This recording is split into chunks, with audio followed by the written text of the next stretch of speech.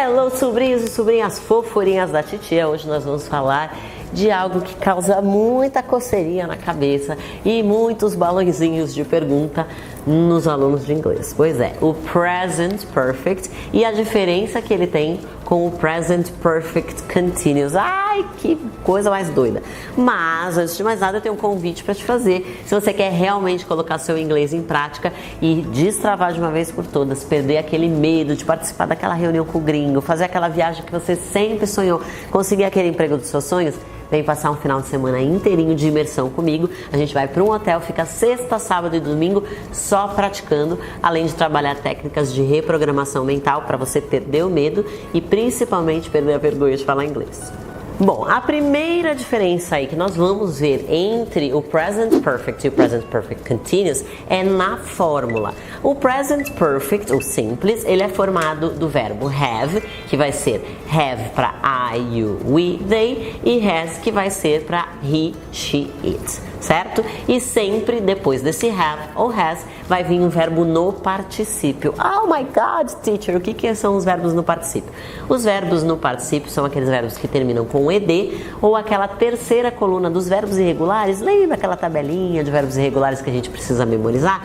Aquela terceira coluna é a dos particípios. Se você não sabe ainda o que são os particípios, tem um vídeo aqui onde eu explico sobre os verbos irregulares, mas saiba que são todos aqueles verbos que terminam com ada e ido em português, ok? Bom, fora essas diferenças na fórmula, o Present Perfect Continuous e o Present Perfect Simple, eles se diferem em uma coisa muito pontual. O Present Perfect Simple, se você fosse comparar ele com o contínuo, você diria que ele dá mais ênfase para a repetição da ação do que para a ação, do que para a duração que essa ação teve. Deixa eu te dar um exemplo. Vamos imaginar que eu sou uma escritora. Eu tenho escrito, faz 5 anos que eu estou num projeto escrevendo livros, ok? Nesse caso, como faz 5 anos eu estou dando ênfase para esse período de 5 anos, ou seja, eu estou esticando na minha linha do tempo esse período, eu vou preferir usar o Present Perfect Continuous para falar sobre isso. Então, I've been writing for 5 years. I've been writing for 5 years. Então faz 5 anos que eu estou fazendo isso.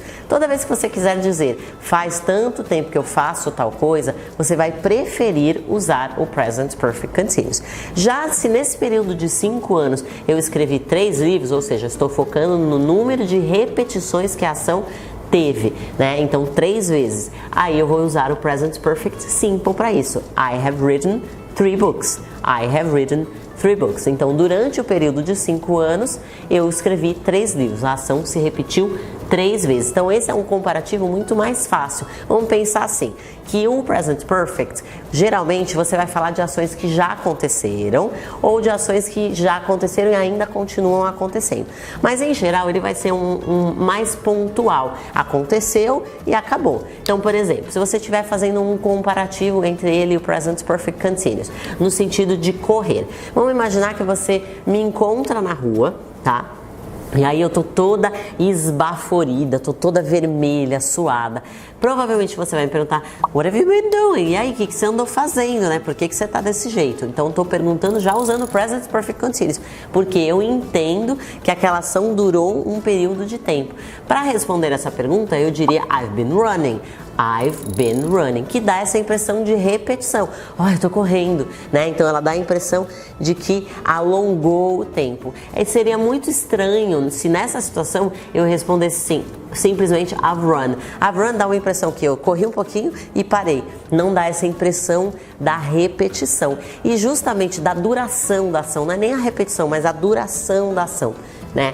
E muitas vezes, quando a gente usa o Present Perfect Continuous para dar essa ênfase na duração da ação, a gente usa até para reclamar de algumas coisas, né? Sabe, tipo, quando você tem uma irmã em casa e aí ela pega suas roupas, fala, quem andou usando as minhas roupas? Né? Então a gente prefere usar o Present Perfect Continuous para falar sobre isso, para expressar um aborrecimento. Who has been wearing my clothes?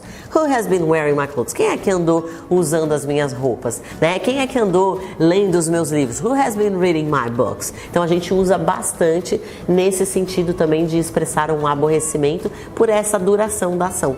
Então vai ser muito comum que você veja o Present Perfect Continuous, por exemplo, usado com expressões que expressam essa duração. Por exemplo, for. Então, I've been teaching for 25 years. Faz 25 anos que eu dou aula. Então eu estou dando esse foco nos 25 anos.